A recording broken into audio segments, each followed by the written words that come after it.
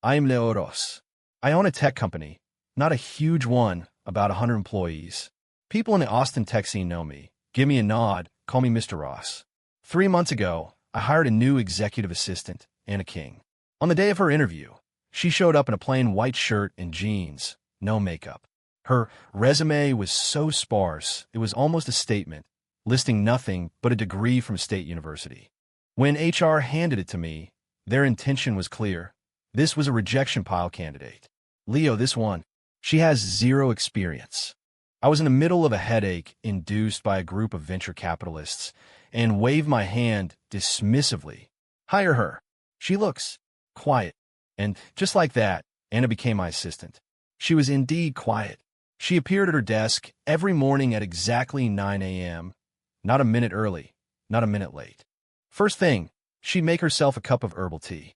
Then, she'd leisurely boot up her computer and start sorting through my emails. Her work was efficient. Any task I gave her was completed precisely as requested. No more, no less. But that was it. If you asked her to type up meeting minutes, she would never think to also create a summary PowerPoint. If you told her to book the conference room for 3 p.m., she would never ask if you wanted coffee and pastries catered. There was zero initiative. The second the clock hit 6 p.m., her computer was off before anyone else's. She'd grab a canvas tote bag that looked like it had seen better days and vanish. Once at a company team-building night, we were all at a karaoke bar until midnight. She announced she was going home to sleep at 9. My head of operations joked, "Leo, your new assistant is the definition of a slacker." I had to agree. She was just a young woman with no ambition, content with the status quo, probably just looking for a stable job to coast in. She was undeniably beautiful, though. A clean, natural kind of beauty. Pale skin, bright eyes that always seemed to look at you through a soft haze, a little detached. Plenty of the younger guys in the office were interested, but she treated everyone the same. Polite, but distant. Until Cody Evans from the sales department entered the picture. Cody was our top salesman. He was sharp, a smooth talker, a real hustler. He'd fought his way out of a dead-end town in the Rust Belt, was willing to work harder than anyone, and was desperate to make it big. The way he looked at Anna was different. It was the look of a hunter spotting his prey, filled with a cold, determined ambition. He must have figured that a beautiful girl like Anna, who seemed to have no connections and a certain naive air about her, was the perfect target. Conquering her would satisfy his ego without bringing any complicated baggage. And so what I privately dubbed the corporate drone mating ritual began. I just never imagined how completely off the rails the show would go. Cody's courtship began with a bouquet of roses. I walked into the office one morning and saw a massive arrangement of red roses on Anna's desk. The kind of gaudy red that screamed desperation. Anna hadn't arrived yet. Colleagues at nearby desks were already whispering, "Wow, who sent those? Has to be Cody. Is he even trying to be subtle? That's got to be, what, 3 dozen? He's really going for it." I heard them and shook my head. This kind of display might work on a fresh out of college intern, but it felt like he was trying way too hard. At 9 a.m. sharp, Anna arrived. She saw the flowers, paused for a beat, her face a blank canvas. No surprise, no flatter blues. She just stared at them for a second, then walked around the bouquet, sat in her chair, turned on her computer, and made her tea. Her movements were seamless. It was as if the roses were an office plant. Cody picked that moment to wander over from the sales bullpen, 2 cups of coffee in hand. He placed one on her desk, his smile blindingly bright. "Morning, Anna." "Like the flowers? I was walking past a florist this morning, and they just made me think of you." A smooth line, I'll give him that. Not a premeditated purchase, but a spontaneous, "I was just thinking of you" gesture. The entire office was practically craning their necks to watch the show. Anna lifted her eyes from her screen to look at him. "Thank you, but I don't like roses. I'm allergic to the pollen." Her voice was flat, devoid of any emotion. Cody's smile froze on his face. "Oh, allergic? I'm so sorry. I had no idea." "It's fine." Anna picked up her own mug of tea and took a sip. "And I don't drink coffee, only tea." The awkwardness radiating from Cody was now palpable. He just stood there, fumbling for words. Anna had already returned her attention to her inbox, not giving him another glance. From my glass-walled office, I had to stifle a laugh. This girl was interesting. She wasn't playing hard to get, nor was she shutting him down with righteous indignation. She was simply stating facts. I don't like them. I am allergic. I don't drink that. No emotion, no accusation, but it was more lethal than any angry rejection. Cody, clearly not anticipating this, chuckled nervously, trying to find an escape route. Well, what should I do with the flowers, then? It's a shame to just throw them out. And it didn't even look up. The receptionist would probably like them. Our receptionist loved decorating her desk with things like that. Cody's face cycled through shades of red and white. Finally, he meekly picked up the massive bouquet and did the walk of shame to the front desk under the barely concealed smirks of his colleagues. I thought that would be the end of it.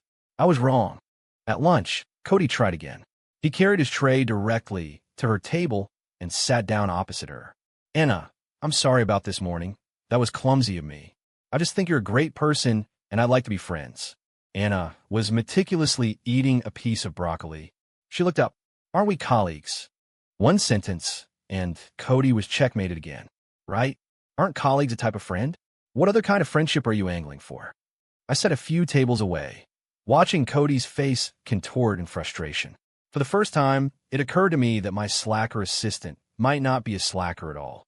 She was just selectively lazy, refusing to waste energy on people and situations she found boring. Cody's greatest strength, or perhaps his greatest flaw, was his thick skin and an unshakable faith in himself. The failure of the Rose Gambit didn't deter him in the slightest. He probably interpreted Anna's rejection as a test of his resolve, a classic case of maidenly modesty. So he doubled down. His offensive escalated from daily breakfast tacos to afternoon smoothies and an assortment of random small gifts. Trendy cupcakes from a bakery with a line around the block, limited edition artisanal donuts, handmade leather keychains. A pile of unwanted offerings grew on the corner of Anna's desk. Anna's disposal method was ruthlessly efficient. Anything edible was shared with the admin department. Anything non-perishable was left untouched until Cody himself would sheepishly retrieve it. She never used or consumed a single thing. Thanks to Cody, the administrative department's snack budget became non-existent. They started looking forward to his daily deliveries. Cody, meanwhile, remained oblivious, even taking pride in his efforts. He likely believed his strategy of winning over her friends would show Anna his generosity and social clout. I overheard him boasting in the break room once. Girls, they're shy. They don't want to accept gifts in public. But look, she never throws my stuff away, right? That means I've got a chance. I was getting water and nearly choked. How does a person's brain even work like that? She was giving it all away to her coworkers, and he interpreted it as she didn't throw it away. So she's interested. That level of self-delusion was almost a superpower. But the moment I truly grew to dislike Cody was last Friday. That afternoon, Anna got a call from home about an emergency and needed to leave early. She came to my office to ask for the time off, and I approved it. Not long after she left, the sky opened up in a torrential downpour. I was standing by my office window, watching the rain come down in sheets, wondering how she'd get home. Just then, I saw Cody grab an umbrella and sprint out into the storm. He ran to the curb, flagged down a taxi, and then ran back to the entrance of our building, clearly waiting for Anna. About 10 minutes later, Anna appeared. She was holding a simple, clear umbrella, walking at her usual unhurried pace. Cody immediately rushed to her, trying to steer her toward the waiting cab. I couldn't see their expressions or hear what they were saying, but I could see Anna repeatedly shaking her head, trying to sidestep him. Cody was persistent, even grabbing her arm. Anna stopped walking. She closed her umbrella, letting the heavy rain soak her completely. Then, she looked up and said something to him. The expression on Cody's face froze solid. Next, Anna simply walked past him, went to the curb, and raised her hand. A black Rolls-Royce Phantom, which seemed to materialize out of nowhere, glided to a silent stop in front of her.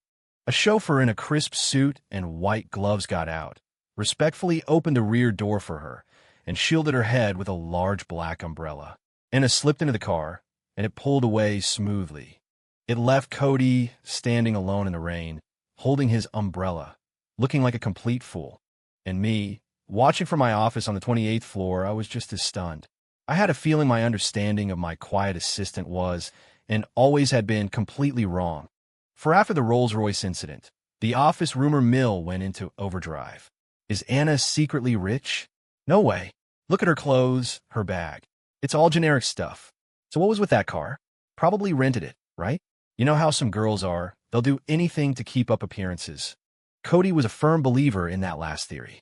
Not only did he not back down, but he became even more convinced of his own narrative. Anna was putting on an act. She was just an ordinary girl who loved luxury, and that car was a prop she rented to reject him.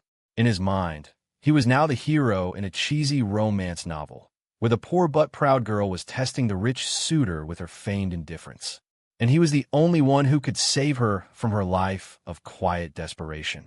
His imagination was truly something to behold. His grand plan to save the damsel in distress soon materialized. The company was in the final stages of landing a major client. The executive in charge of the deal, a Mr. Henderson, had a reputation for being a lecherous old pig. The account, as it happened, belonged to Cody. On Wednesday afternoon, Cody knocked on my office door. "Leo, about that dinner with Mr. Henderson tonight. I was thinking, would it be possible for Anna to come along?" My brow furrowed. Why would she go? She's not in sales. Cody put on his most obsequious smile. Well, Henderson's people mentioned that he appreciates it when we bring a sharp female assistant to liven things up. You know how these deals are. Having a woman at the table can smooth things over. As your assistant, Anna represents the company's image. She'd be perfect.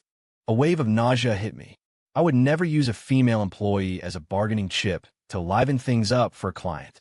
No, I said flatly. Find someone else or go alone. Cody seemed to have anticipated this. He sighed dramatically. Leo, I know you protect your team, but this client is critical. If we lose them, our numbers for next quarter are going to look ugly. And don't worry, I'll be there. I would never let anything happen to Anna. I want her to see me in my element fighting for this company. I want her to know that a real man is defined by his success. That last sentence revealed his true motive. He wanted to stage a drama for Anna, casting himself as the hero who fends off the sleazy client, protecting her honor. He wanted to elevate himself by denigrating another man. It was a pathetic and transparently slimy move. My assistant is not required to attend dinners like that, I said, my voice turning cold. Cody, know your place and know the company's rules. Cody's expression flickered, but he eventually nodded and backed out of my office. I thought that was the end of it, but I had underestimated Cody's audacity. Around 5 p.m., Anna came in to drop off some documents. After she put them on my desk, she asked, seemingly offhand, Mr. Ross, is there a dinner meeting tonight? Mr. Evans told me to get ready. He said you would be there as well. A rock dropped in my stomach. Cody had dared to use my name. No, I said, looking directly into her eyes. I never told you to go.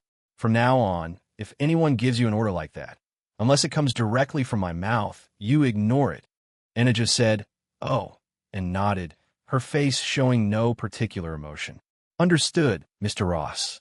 If there's nothing else, I'll be heading home now. She turned and left. I watched her go, then picked up my phone and sent a text to Cody. You're off the Henderson project. Hand everything over to the associate director tomorrow morning. Then I tossed my phone aside and rubbed my throbbing temples. It was becoming clear that Cody wasn't just thick-skinned. He was an idiot, and a stupid, arrogant man is capable of the most destructive things. 5. Being pulled from the Henderson project was a major blow to Cody's ego. He moped around the office for 2 days, actively avoiding me. I thought he had finally learned his lesson. I have never been more wrong. On Friday afternoon, a commotion erupted downstairs. I was in a board meeting, annoyed by the noise from outside. I asked Anna to go see what was going on. She was gone for 2 minutes. When she returned, her expression was, "Oh, Mr. Ross, Cody is downstairs. He's arranged candles in the shape of a heart. There's a banner. It looks like he's proposing to someone." Every executive in the conference room fell silent, their eyes darting to me. A stampede of alpacas was rampaging through my mind. To who? I asked, grinding my teeth. Anna's gaze flickered. The banner has my name on it. Our CTO, a man in his late 40s with a receding hairline, sprayed a mouthful of water across the table. I could feel my blood pressure skyrocketing. I rushed to the window and looked down. Oh, good Lord. In the middle of the plaza in front of our building, Cody had laid out a gigantic heart made of red votive candles. In the center, also in candles, was the name Anna. Cody himself stood in the middle of the heart, clutching a bouquet of roses even tackier than the last, bellowing into a megaphone. A huge crowd of onlookers had gathered, pointing and filming our building. In that single moment, he had torched the professional reputation of my entire company. Get security down there and have him removed. I roared at Anna, but Anna was completely calm. She took out her phone and glanced at it. Don't worry, Mr. Ross. The police should be here any minute. The police? I blinked. Yes, she nodded, as if it were the most obvious thing in the world. We have an individual conducting an unauthorized public assembly, using open flames which constitutes a fire hazard and disrupting the normal business operations of a private enterprise. I reported it a few minutes ago. She delivered this assessment with the same casual tone someone might use to say, I just ordered a pizza. The conference room was once again plunged into a dead, stunned silence. Everyone was staring at Anna like she was an alien. I looked at her placid face and suddenly realized that my previous assessments of her as quiet and as slacker were laughably wrong. This woman's brain operated on a completely different frequency. Her problem-solving method was simple, brutal, efficient, and entirely by the book. Sure enough, less than 5 minutes later, 2 police cruisers screeched to a halt at the curb. As the crowd watched in astonishment, a couple of officers approached Cody, had a friendly chat, and then escorted him, his flowers, and his megaphone into the back of one of the cruisers. The scene was hilariously pathetic. The building's maintenance staff arrived and extinguished his giant candle heart with a fire extinguisher, leaving a sad, smoky smear on the pavement. A grand romantic gesture had ended in a blaze of public humiliation. After the commotion died down, Anna returned to my side as if nothing had happened. Mr. Ross, shall we continue the meeting? I looked at her, opened my mouth, but no words came out. I just waved my hand. Meeting adjourned. The executives fled the room as if granted a pardon, every single one of them giving Anna a wide, respectful berth on their way out. Only Anna and I remained. Aren't you? I chose my words carefully. At all upset. Why would I be upset? She asked, her expression one of genuine curiosity. If a fly is buzzing around your head, do you get angry at the fly? No, she continued. You just find a way to make it stop. I was, for once in my life, completely speechless. Later that afternoon, the police station called and asked for someone from the company to come pick him up. I sent the head of HR.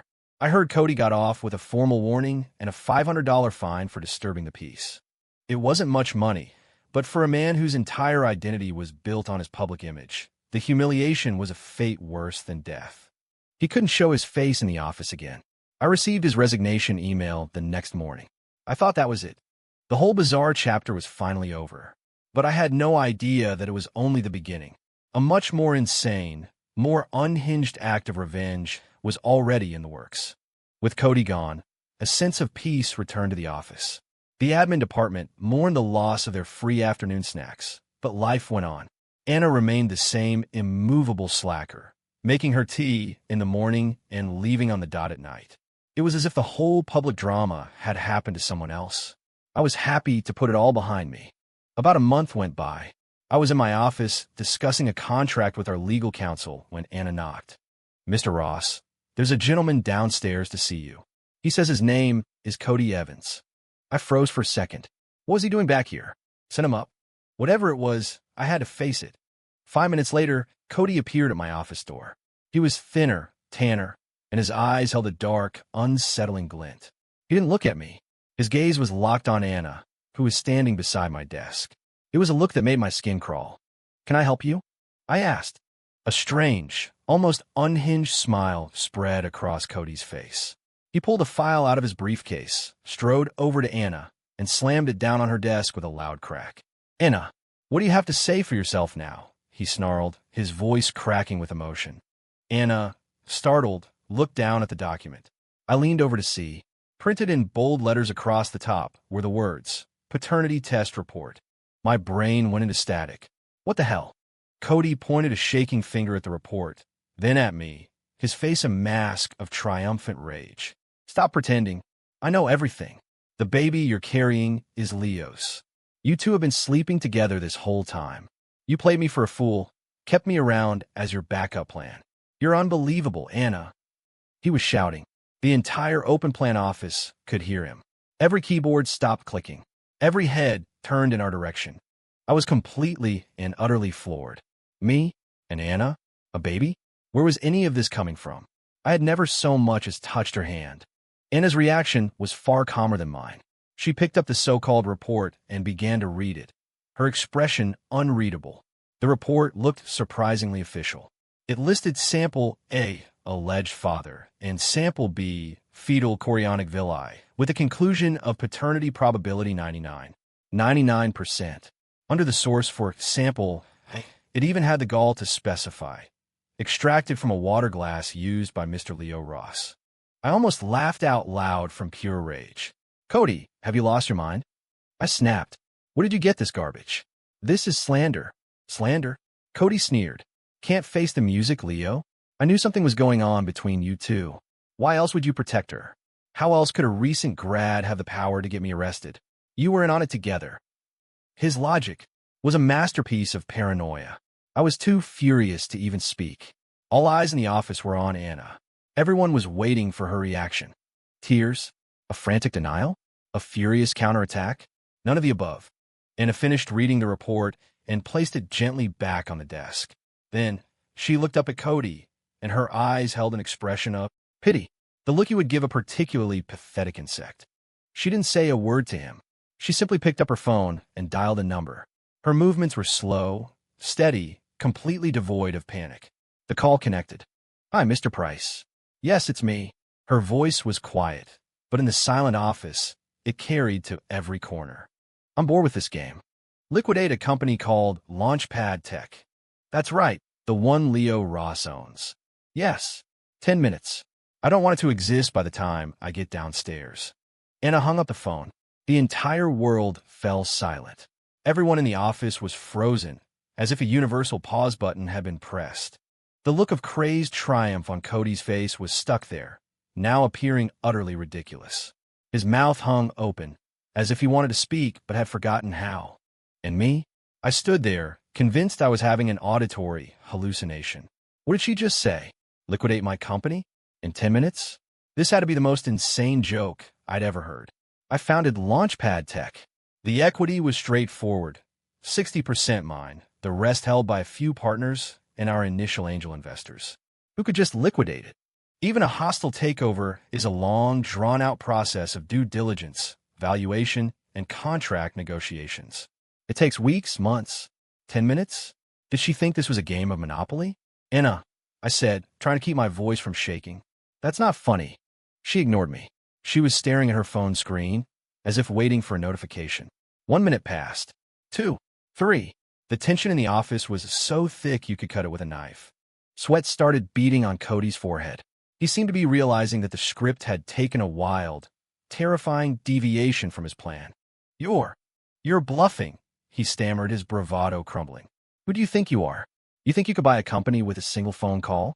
Were you the daughter of Jeff Bezos?" Anna finally deigned to look at him. "No," she said calmly, "but my father is." Cody's jaw dropped even further. At that exact moment, my cell phone began to vibrate violently. It was my co-founder, Mark. I fumbled to answer it. "Lau, what the hell is going on? Did you sell the company?" Mark's voice was a furious roar on the other end. "No, I didn't do anything." I yelled back. "Don't lie to me. I just got an acquisition offer from Orion Capital. They're offering a 300% premium for a mandatory buyout of all shares. The contract is already in my inbox. Are you so desperate for cash you'd sell out your friends without even telling them?" Orion Capital. The name hit me like a bolt of lightning. They were one of the largest, most powerful private equity firms on the planet. Their background was shadowy, but rumor had it their controlling owner was consistently ranked among the top 3 wealthiest people in the world. They wanted to buy my little startup at a 300% premium? That wasn't an acquisition. That was a demolition. Before I could even process it, my phone buzzed with calls from my CFO and CTO. The story was the same. Orion Capital had, with overwhelming and non-negotiable force, decided to purchase Launchpad Tech. They hadn't even offered a negotiation. The contract was simple. Sign, or they would ensure the Launchpad brand and all its products were wiped from the market within 24 hours. It was the most blatant threat I had ever seen. I stood there, phone in my hand, my palms slick with cold sweat. I finally understood what Anna meant by liquidated. She wasn't joking. She had simply made a call home and announced she was done playing. And my company, the business I had poured 10 years of my life into, had just changed hands in less than 10 minutes. I lifted my head and looked at Anna. She had the same serene, detached expression as always, as if she had just ordered takeout. Cody, on the other hand, was broken. His face was ashen, his lips trembled, and he stared at Anna as if he were seeing a ghost. No. Impossible. It's not possible, he muttered to himself. Anna stood up and walked over to him. Now, she asked softly, do you still think I needed Leo's help to get you a visit from the police? Her voice was quiet, but it landed like a sledgehammer. Cody's legs gave out, and he collapsed onto the floor. Cody was escorted out by security. He was a ghost of himself, completely catatonic, mumbling impossible over and over.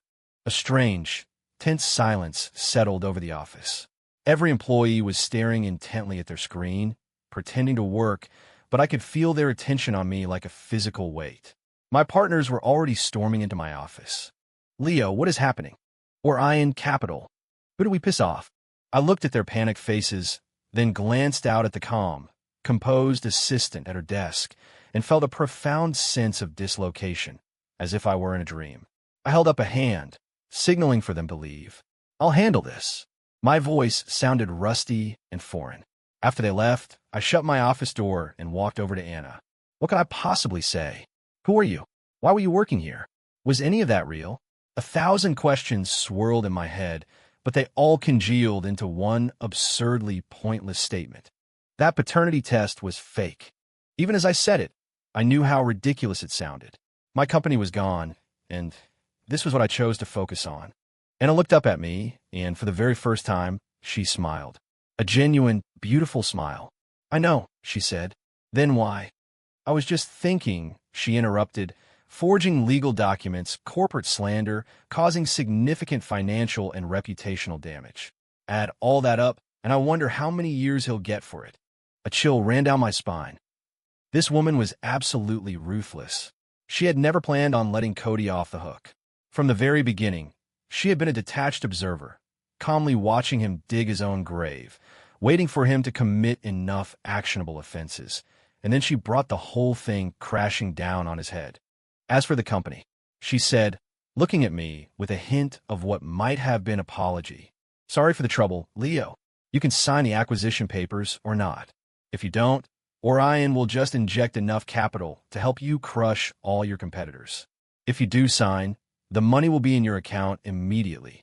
You'll be free to do whatever you want. Her words made the world feel even more surreal. What was this?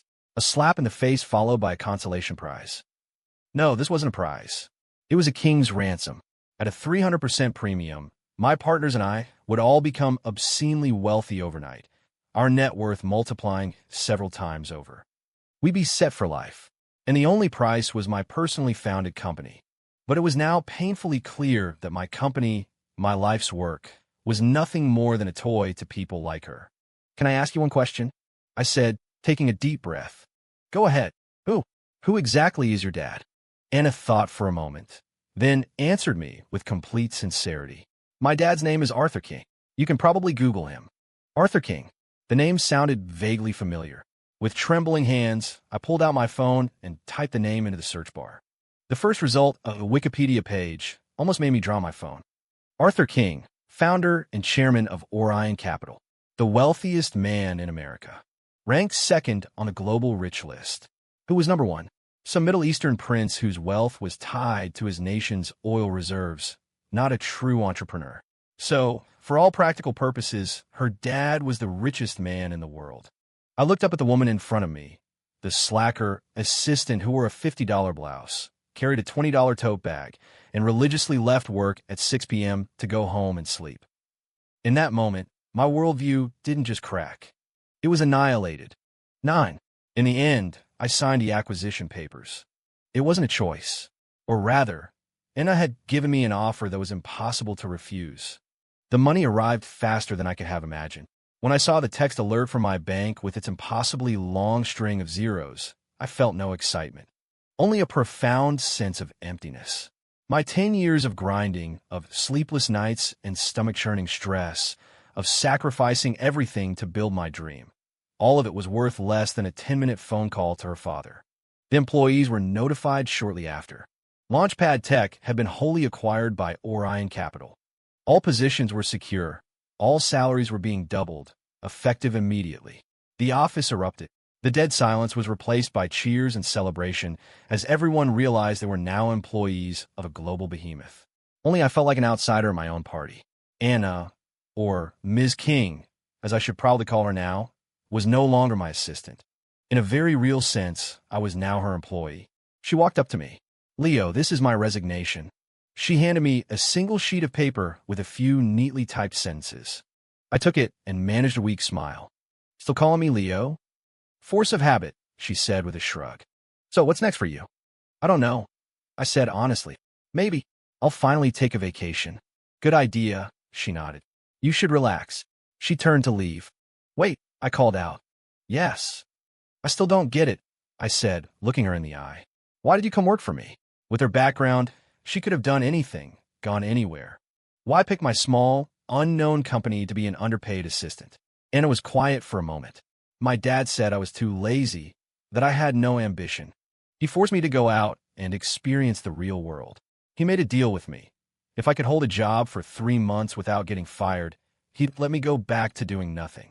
So I picked the company that was closest to my house, with a boss who seemed like he had a good temper and wouldn't fire people for no reason." She looked at me, her expression sincere. "Turns out, I have good judgment." Again, I was speechless. The reason I was chosen, the reason my life would just turn upside down, was because my office was a convenient commute and I seemed nice. The logic was so painfully mundane. "And Cody?" I couldn't help but ask. "Oh, him," she said, her tone dismissive. "Mr. Price already handed over a file to the police. Commercial slander, forgery, plus some other questionable deals he made while he was here. The evidence is all there. I imagine he'll be busy for a while." I felt a shiver of fear.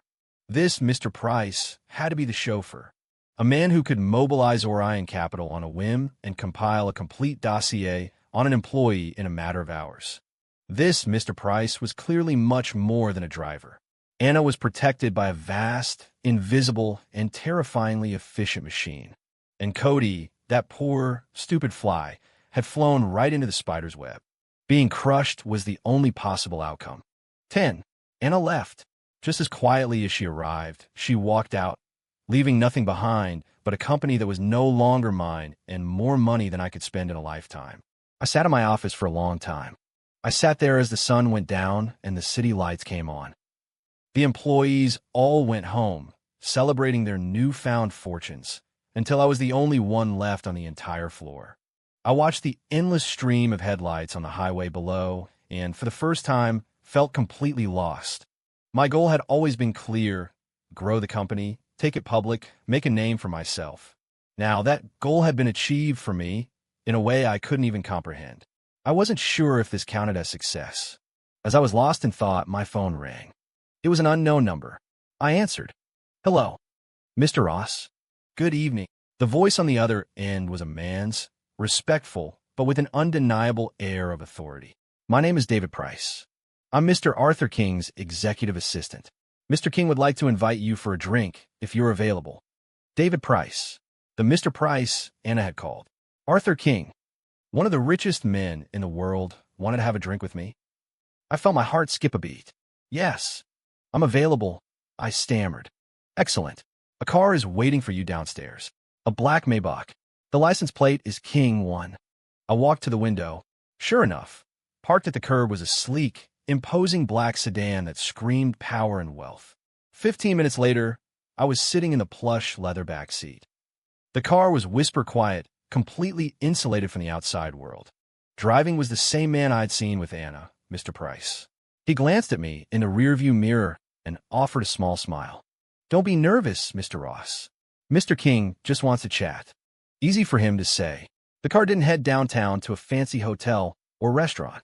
Instead, it drove up into the hills outside Austin toward a massive, gated private estate.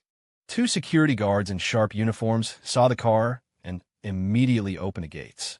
The car stopped in a circular driveway in front of a stunning modern mansion. Mr. Price opened my door. "Mr. Ross, this way." I followed him through the house and out onto a sprawling terrace with a breathtaking view of the city below. A man in a simple gray cashmere sweater stood by the railing, looking out at the lights. He was older, with silver hair, but he carried himself with an energy that was palpable. He didn't turn around, but the sheer force of his presence filled the space. He had to be Arthur King. "Sit," he said finally. His voice was calm and steady. I sat down nervously at a small table. He walked over and poured me a glass of amber liquid from a crystal decanter. "Macallan 25, he said. "I hope you like scotch." I took the glass and took a small sip. To be honest, I couldn't taste a thing. My mind was a blank slate of anxiety. "My daughter caused you some trouble," Arthur King said, his tone matter of fact. "No, not all. Anna was a great employee," I said quickly. He smiled a slight, knowing smile. "That girl, she's always been like this. Lazy, hates complications. But if someone complicates her life, her solution is always to make their life infinitely more complicated." It was the most accurate description of Anna I could imagine. "That young man, Cody," he continued, looking at me. "I was briefed on the situation. You handled it well. You protected her." My heart jumped. He knew about that, too. I just did what any boss should do. He nodded, seeming satisfied with my answer. He took a sip of his scotch, then finally got to the point. "Orion will be appointing a new CEO to run Launchpad. As for you, I'm giving you two choices." I held my breath. "One, you take the money and do whatever you want with your life. Orion Capital will always consider you a friend." "Two," he said, looking me directly in the eye, his gaze sharp and penetrating. "You stay, and you become the new head of venture investments for Orion's North American tech portfolio." 11/2 offer landed like a bomb in my head. Head of venture investments for Orion's North American tech portfolio. What did that even mean? To put it simply, nearly every major tech company you could name had Orion Capital as a significant shareholder. To be in that position was to be at the absolute nerve center of the American tech industry. To go from being the CEO of a 100-person startup to a kingmaker managing billions in capital. The leap was so vast, it was vertigo-inducing. No ambitious person could possibly turn that down. I looked at Arthur King. His expression was unreadable, as deep and still as a mountain lake. Was this a test? Or did he genuinely believe I was qualified for the role? I had no idea. I only knew one thing. If I chose the second path, my life would be forever intertwined with the name King. I would become one of his lieutenants. I would have unimaginable power and wealth. But I would also lose something. My freedom. And maybe the last shred of a man's pride. I would always be the guy who got his job because the boss's daughter decided to play office at his company. Images from the last 3 months flashed through my mind. Anna, quietly making tea at her desk. Anna, emotionlessly handing off the roses to the receptionist. Anna, calmly calling the police as Cody's world burned down.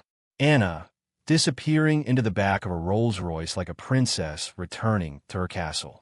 I suddenly understood, with perfect clarity, that we were not from the same world, and trying to force my way into hers would only warp me into someone I didn't recognize. I took a deep breath and made my decision. "Mr. King, thank you for the incredible offer," I said, trying to keep my voice steady. "I choose the first option." There was no surprise on Arthur King's face. He seemed to have expected my answer. He even smiled, a small, almost imperceptible nod of approval.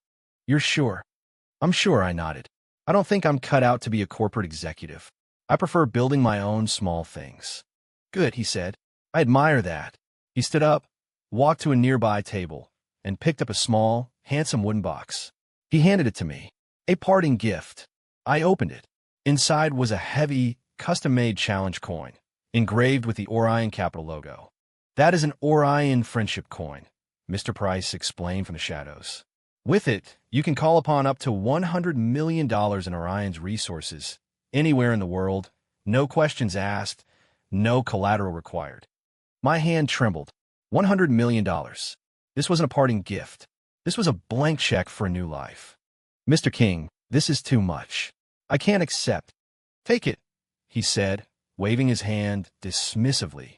Consider it an apology from my daughter. After all, she did liquidate your company. His tone was dry, laced with a hint of amusement. What else could I do? I accepted it.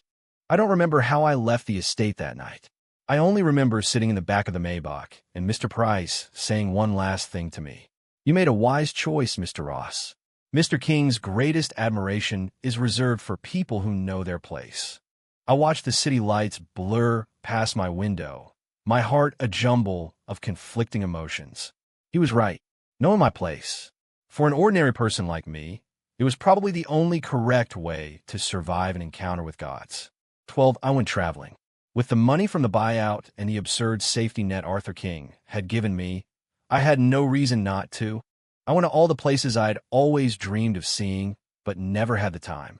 I saw the Milky Way from the Himalayas, chased the northern lights in Iceland, and watched the Great Migration on the plains of the Serengeti. Slowly, my mind began to quiet down. The surreal story of Launchpad Tech, of Anna, of everything that happened, began to feel less like a traumatic event and more like a bizarre chapter from a book I once read. Occasionally, I'd see Arthur King's name in the financial news, a brief headline about Orion Capital making another world-shaking deal. Each time, it was a reminder of how distant and unreal that world was to me. A year later, I came back to Austin. I used some of the money to become an angel investor, backing a few promising startups. I never took a board seat or got involved in operations. I was just a silent partner, a name on a cap table. The rest of the time, I read, worked out, and learned how to cook. My life was quiet, and for the first time, completely my own. One day, I was wandering through a new ultra-high-end shopping mall that had just opened downtown. It was called King's Plaza. The opening had been all over the local news. It was, apparently, a coming-of-age gift from Arthur King to his daughter. I walked inside, taking in the opulent marble floors and the glittering storefronts of brands I could now afford but had no interest in, and I had to smile. Could I really picture the girl in the plain white shirt and canvas tote bag enjoying a place like this? I took the escalator up, level by level. The top floor of the mall was a massive, stunning rooftop garden. I stepped outside for some fresh air, and then I saw her, Anna. She was wearing a designer sweatsuit, sitting on a bench with headphones on, completely engrossed in a game on her phone. Standing a respectful distance behind her was the ever-present Mr. Price. He saw me and gave me a slight, friendly nod. I hesitated for a moment, then walked over. "Long time no see," I said. Anna looked up from her game, her eyes widening slightly in recognition before breaking into a smile. "Long time no see, Leo." She dropped the Mr. Ross. "Please don't call me that," I said with a wave. "I am officially unemployed." "That's the best job," she replied. An awkward silence fell between us. "So," I started, gesturing vaguely at the magnificent mall around us. "Are you running this place now?" "God, no," she said, shaking her head as she put her phone away. "My dad insisted I take a job here, so they gave me a title." "What's the title?" "King's Plaza, Chief Security Consultant." I looked at her face, a perfect mask of, "I'm just here to collect a paycheck," then glanced at the team of burly men in sharp black suits speaking into their wrists scattered discreetly around the garden. They were definitely not your average mall cops. Chief Security Consultant. It sounded suspiciously similar in function to my old title, CEO of Launchpad Tech. In the end, we were both just watchmen for her family's property. A wave of relief and amusement washed over me, and I started to laugh. "Well, that's great," I said, a genuine grin spreading across my face. Chief of Security.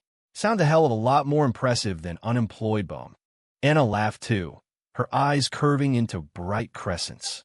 In that moment, the sun was warm and the breeze was gentle, and I realized that meeting her might have been the best thing that ever happened to me. She taught me a valuable lesson.